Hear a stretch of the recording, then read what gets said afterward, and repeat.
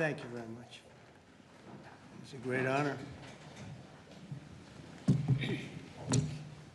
Thank you.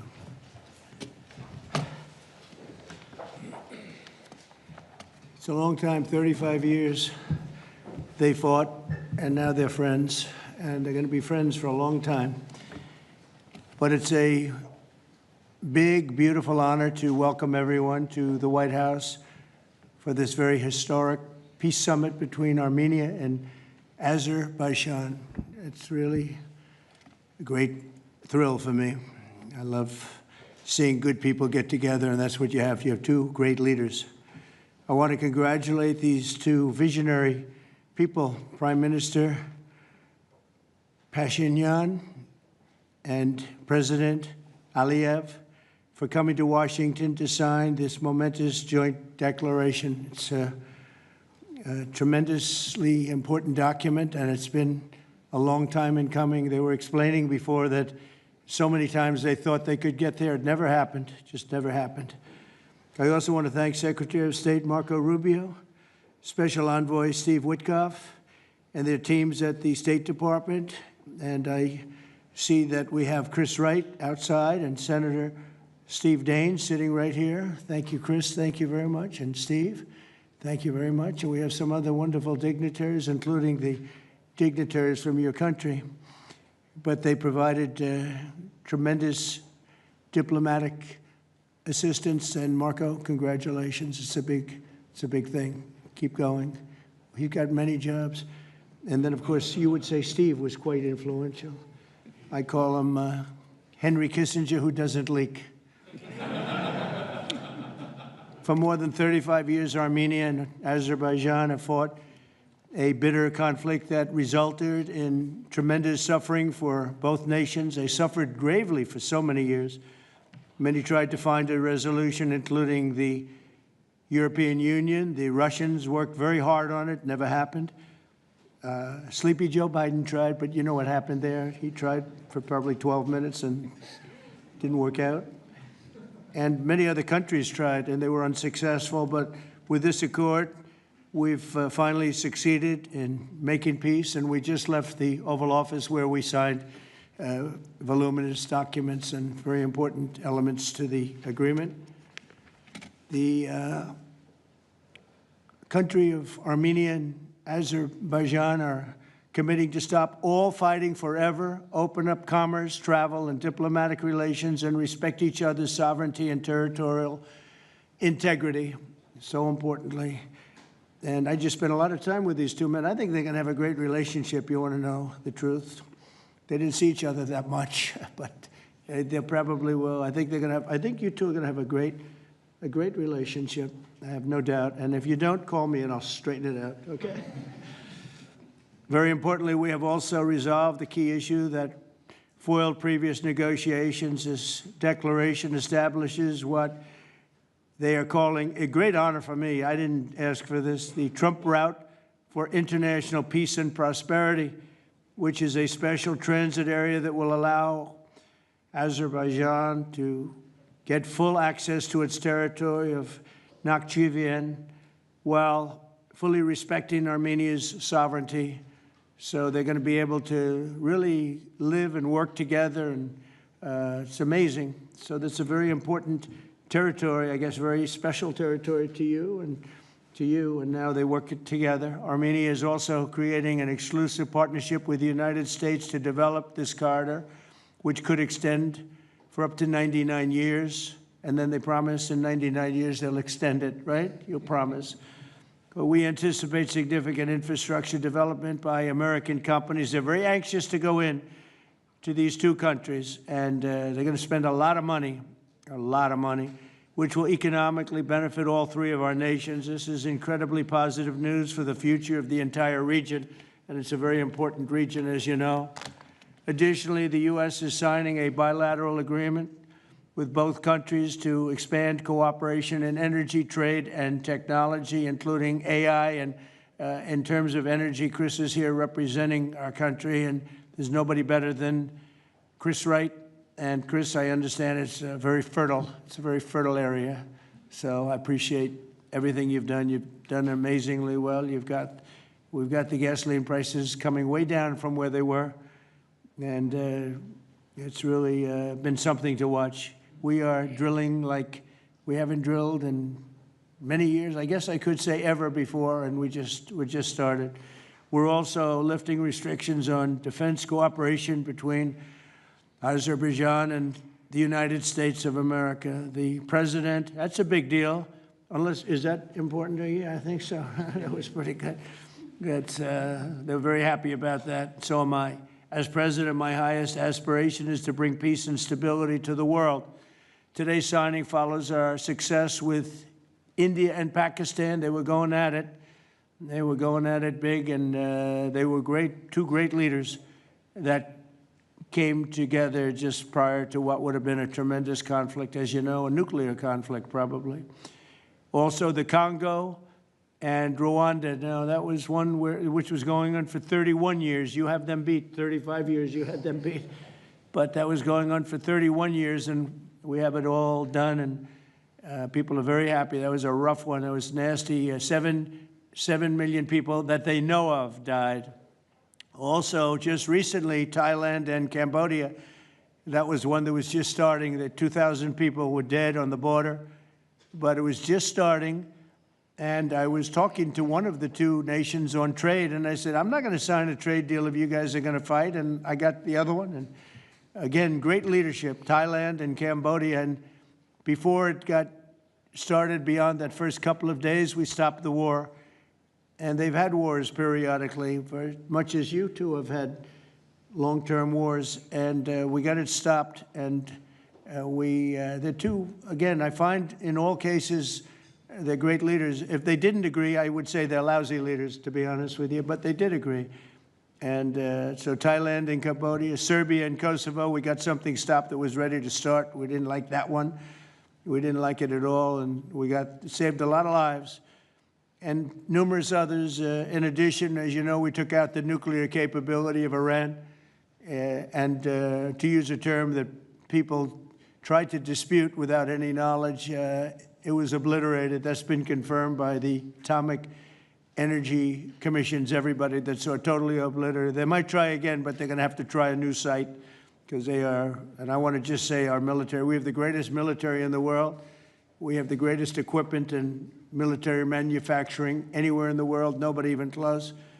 And that sort of proved it. So getting rid of that threat from the Middle East was very big. And I think a lot of people are going to be joining right now the Abraham Accords.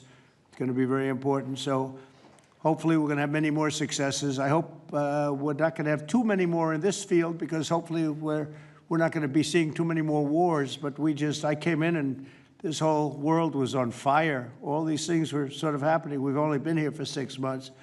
The world was on fire. We took care of just about every fire, and we're working on another one that you're reporting on very strongly with Russia, Ukraine, and we'll have some more information for you a little bit later. But I want to ask these two very special people. Again, I've gotten to know them. They're very special people, and I think they have the potential to have a great personal relationship, which is always good, but also a great just relationship. And if I might, may I ask you to say a few words, sir? Thank you very much, Mr. President. First of all, thank you for invitation. It's a big honor to be invited by the President of the United States for this historic event. Actually, we are writing a new history in a bilateral interstate relationship between the United States and Azerbaijan. We are starting the path towards a strategic partnership.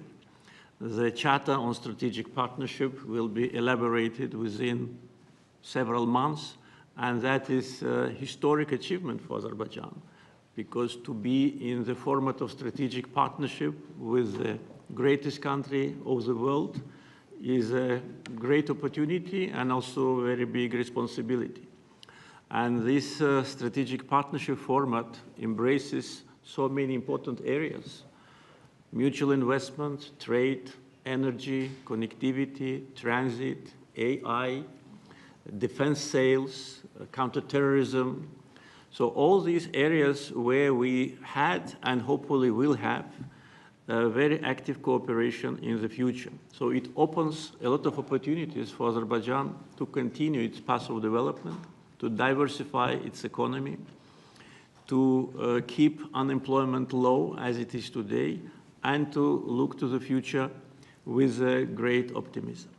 Also, I'm very grateful to Mr. President that he today lifted the restrictions which have been imposed on Azerbaijan back in 1992, just only 1 year after Azerbaijan restored its independence. These restrictions have been imposed on us. So after 33 years, these restrictions have been lifted just today. So really, it's a day which will be remembered by the people of Azerbaijan with a feeling of pride and gratitude to President Trump for his attitude to Azerbaijan, for his vision, for not only for our region. We were exchanging views today, and I said that within several months he managed to put an end to conflicts in Asia, in Africa, and now in Southern Caucasus. What we could not achieve for more than 30 years. We had to sacrifice lives. We had to fight two very bad wars with a lot of casualties. And if not for President Trump and his team, and our great friend, Mr. Vitkov and his team, probably today, Armenia and Azerbaijan would have been again in this endless process of negotiations. So really, it's a historic day.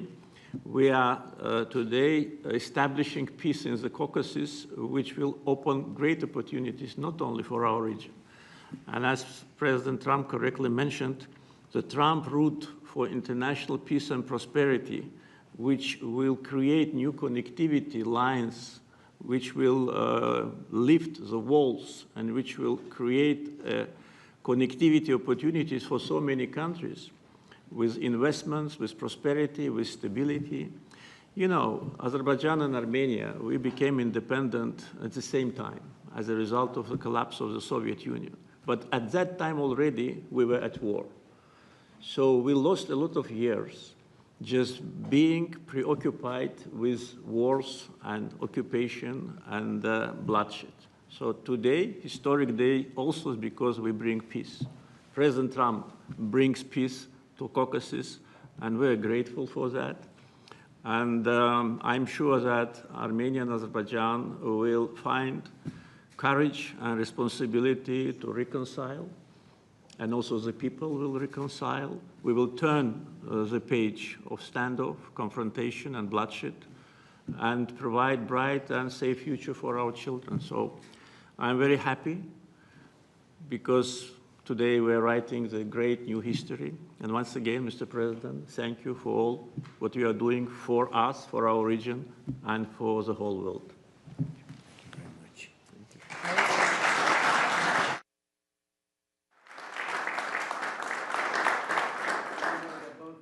Great leaders. How long have you been in the leadership position? 22 years. 22 years. Yeah. That's pretty good. That means he's tough and smart. And it's an amazing part of the world. Congratulations. Thank what you. a great honor to be involved. Thank you very much. Please. Thank you, Mr. President, ladies and gentlemen. Today we have reached a significant milestone in Armenia-Azerbaijani relations. We're laying a foundation to write a better story than the one we had in the past. This breakthrough would be simply not have been possible without President Trump's personal engagement and his resolute commitment to peace in our region. The initiating of peace agreement will pave the way to end the decades of conflict between our countries and open a new era based on the full respect for the sovereignty and territorial integrity of each other. Today's declarations, which President Trump personally will sign as well as witness, gives confidence and assurance that we are opening a chapter of peace, prosperity, security, and economic cooperation in the South Caucasus In this context, allow me to highlight the agreement on opening transport communications in the region based on the principles of sovereignty, territorial integrity, and jurisdiction. I'm particularly thrilled that together with the US, Armenia will work to bring to life the Trump Road for Peace and Prosperity, a connectivity project that will unlock the entire region. TRIP will unlock strategic economic opportunities that will create long-term benefits. It will promote infrastructure investment, enhance regional connectivity, and strengthen U.S. leadership as a champion of conflict resolution. I want to thank President Trump and his team for brokering this game-changing outcome between Armenia and Azerbaijan. This is a great deal we've achieved today. This is a success for our countries and for our region, and a success for the world, because a more peaceful region means a safer world. This is peace through strength in a neutral. Mr. President, today's great achievement is yet another testimony to your global leadership and your legacy as a statesman and a peacemaker on the world stage. Bringing peace required vision, political courage, and determination. But what is most important is that it requires faith in the cause. As it is said in the Holy Bible, blessed are the peacemakers, for they will be called children of God. May God enlighten this way. Thank you, and my congratulations to all of us, President Aliyev, to you, to all of us, colleagues from Azerbaijan, Armenia, United States, and all the people of our region, all the people of our countries, and my congratulations to the world, because, as I said, it will definitely make the world a better place. Thank you. Thank you very much.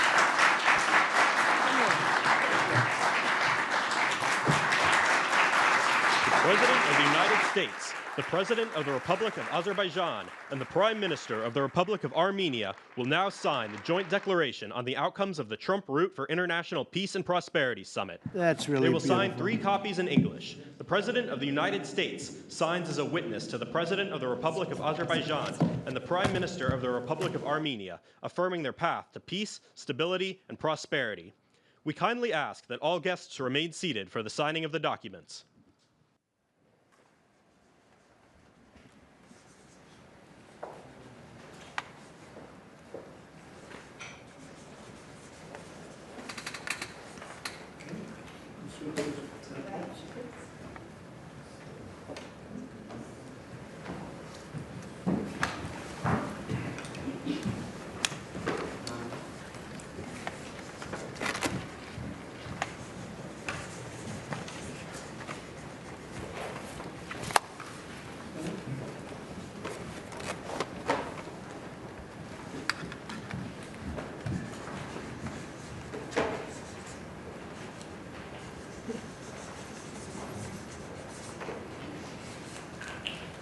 That is so great, and we'll hold up, how about holding up that document, all right?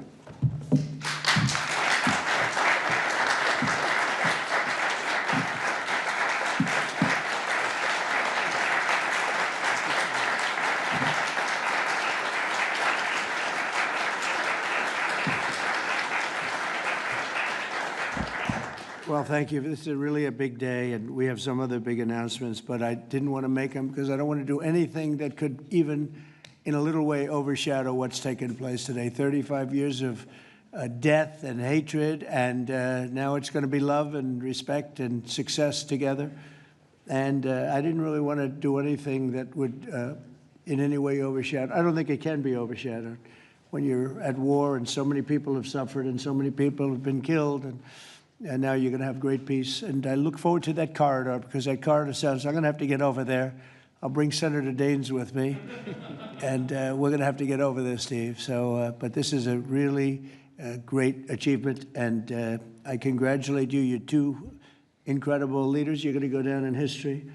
And I've read the whole thing about how long it took, and you thought you were there, and people let you down, and sometimes you probably let people down. Maybe, I don't know how it works, but that's the way it usually does. But this is something that is very, very special. So I don't want to get in the way of it at all, but we'll take a few questions, maybe at least slightly related, but we have some other things to announce later on in the day. Peter, please.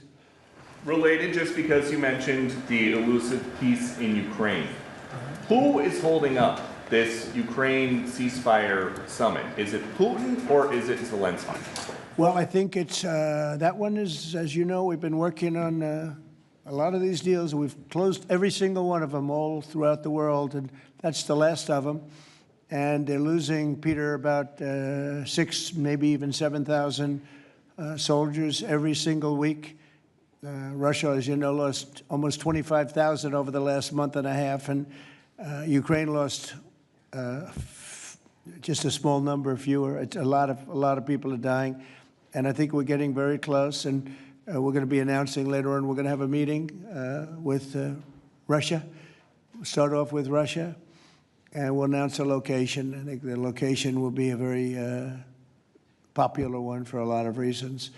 But we'll be announcing that a little bit later. I just don't want to do it now because of the importance of what we just did. And I completely understand that. Just a follow-up. Are you surprised that Zelensky hasn't figured out by now, in years of war, how to deal with you and to deal with Putin without needing permission to make concessions from his parliament or from a national referendum? Well, he's going out and getting what he needs. You know, he's not authorized to do certain things. I said, well, you're going to have to get it fast because, you know, we're getting very close to a deal. And he's doing that, and he's working with the European nations, and they're terrific people, terrific leaders, NATO. And as you know, I became very friendly with them. They agreed to go from 2% to 5%, 2% that they didn't pay to 5% that they've already paid. It's trillions of dollars. So, you know, we're working together very closely. But no, in all fairness to President Zelensky, he's getting everything he needs to assuming we get something done. But I'll be meeting very shortly with President Putin. It would have been sooner, but I guess there's security arrangements that, unfortunately, people have to make. Otherwise, I'd do it much quicker. He would, too. He'd like to meet as soon as possible. I agree with it. But we'll be announcing that very shortly, okay? And location. Yeah, please. Mr. President, with this meeting with Putin, is this Russia's last chance to achieve peace? And do you expect Ukraine to make any type of territorial concession? Yeah, I don't like using the term last chance. Look, it's, you know, look, this is two very, very smart people. They've been going at it and their predecessors also very smart. They've been going at it for 35 years. It's tough. And, you know, when those guns start going off, it's awfully tough to get them to stop. It really does. It's a war that should have never happened. It would have never happened if I were president. There was no reason for it. So many people are killed, so much cultural destruction. You look at those magnificent towers, the most beautiful in the world. You know, the spires were considered the most beautiful in the world. They're all in a million pieces laying on the ground, all obliterated, knocked into a million pieces. So sad. But millions of people have died, and very, very much set in their ways. A lot of people were set in their ways, but I think we're getting close. I mean, this was not my war. This was Biden's war. But the European Union has been great. As you know, they're purchasing equipment from us. They have a lot of money, and they're spending a lot of money on buying equipment. We're not spending money, but we are supplying them equipment. They're paying for it. And I think, you know, that a lot of things happened recently that would make this go forward. I'm not going to mention anything having to do with India, but maybe that had an impact. But what really had an impact was NATO has stepped up in terms of their spending on buying military equipment. You know, we're in for probably through Biden and his people, $350 billion. $350 billion. When they hear these numbers, you're saying that's a lot of money. $350 billion the United States is spent on that. It should have spent nothing because it should have never happened. Would have never happened. And Europe is in for over $100 billion, which is, it should be the opposite if we were in for anything, but it should be the opposite. And I will say that Europe wants to see peace. The European leaders want to see peace.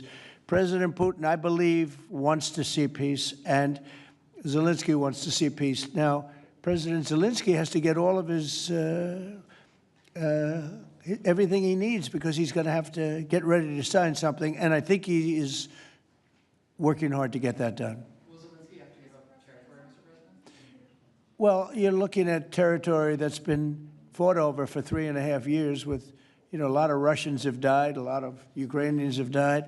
So we're looking at that, but we're actually looking to get some back and some swapping. It's complicated. It's actually nothing easy. It's very complicated, but we're going to get some back. We're going to get some switched. There'll be some swapping of territories to the betterment of both. And but we'll be talking about that either later or tomorrow or whatever. Yeah, please. Say it. If I could ask a question of your guests and also of you. Yeah.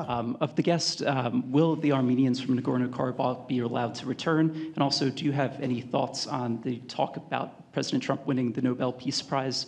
And for President Trump, you're working on resolving 2 other major conflicts. In Gaza, you've spoke of resettling the Gazans. The country of Somaliland has expressed potential interest if you were to diplomatically recognize their independence. Are you inclined to do so? And also, did President Putin present an award to Mr. Witkoff during their recent visit? He likes Mr. Witkoff, I can tell you that. That's true. Please, go ahead.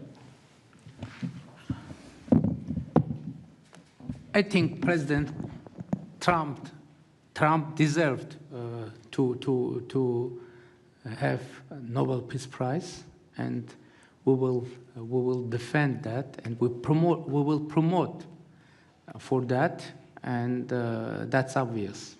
So, and today's event, I think, is a very bright expression of that, and hopefully you will invite us to front row. You'll be front row. yeah.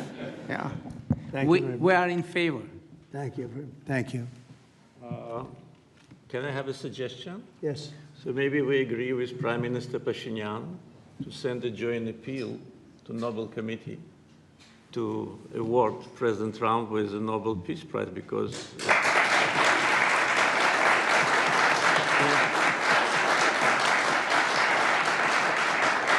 from the leaders of the countries which were at war for more than 3 decades, having this historic signature here, it really means a lot. This is tangible result of President Trump's leadership, and no one could have achieved that. There have been many presidents here since beginning of 90s, and the so-called Minsk process, which, by the way, today we put an end to with my Armenian colleague, started in 1992. So negotiation under the auspices of OSCE continued for more than 3 decades without any result. So who, if not President Trump, deserves the Nobel Peace Prize? I don't want to go into the history of some very strange decisions of the Nobel Peace Committee to award the prize for someone who didn't do anything at all. But President Trump, in 6 months, did miracle. So I think that my Armenian colleague will support it, and judging by the reaction of the audience, I think as soon as we come back, we will agree to issue a joint letter, and hopefully, and I also join when President is awarded, we hope that he will invite us to the ceremony. You certainly will be. Thank you very much. Do we have draft to sign now? Well, we'll see what happens. We already like to sign. Thank you very much. It's very nice. We're looking into that right now. Good question, actually, and another complex one, as you know, but we're working on that right now, Somaliland. Thank you so much. I wanted to ask you, have you spoken to Russian President Putin yet, and would you go to Russia or Ukraine, and what exactly would you say to him? We'll be announcing a location, and maybe a little while, and I think you'll be very happy. We'll see what happens, right? All we can do is do our best. We've been working on this one for a long time. This is a very complicated one also. This was extremely complicated, but we made it less complicated, and we had two very brilliant people on my right and my left. They understood what was at stake. I think if it didn't get done now, it might have never gotten done. So this is the same, very similar with Ukraine. It became more and more complicated as time went on. It was simple at the beginning. It wasn't going to happen. But it became more and more complicated. But I think we're getting close. Yes, ma'am. Yes, go ahead, please. Could the location for the summit be Italy? Location, Oh. Italy. I will give it to you very soon. Honestly, I don't want to do anything. These guys, I don't want to do anything where that's like, because this is a bigger story than a location. A location's good. I'm a real estate person. I know about a location. But there's nothing to compete with this in terms of what we're doing today. It's just such a great achievement for these two. Really, they'll go down as great leaders for what they did. I put them together, but what they have been able, and I don't want to do anything. So we'll talk about it later. Today, we'll give you a location today.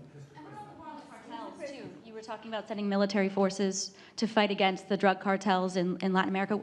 Do you think it's worth sending our forces, our U.S. forces there to take this on? Cartels where? Central Latin America. Well, Latin America's got a lot of cartels. They've got a lot of drugs flowing. So, we want to protect our country. We have to protect our country. We haven't been doing it for 4 years. And we love this country like they love their countries. We have to protect our country. So, we're playing a tough game, but we'll have more to say about that soon. Yes, ma'am. Mr. President, I'm Musala from Azerbaijan News Agency Report. So we are grateful to be here. Today you host a truly historic meeting.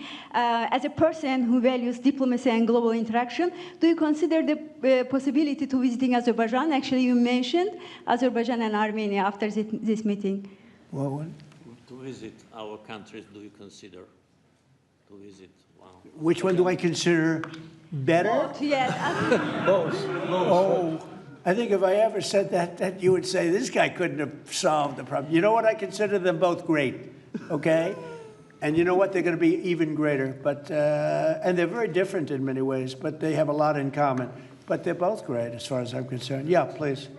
It's an interesting question, right? That would have been a hell of an answer if I said, well, I think I like this one or that one. No, we don't do that. Go ahead, please.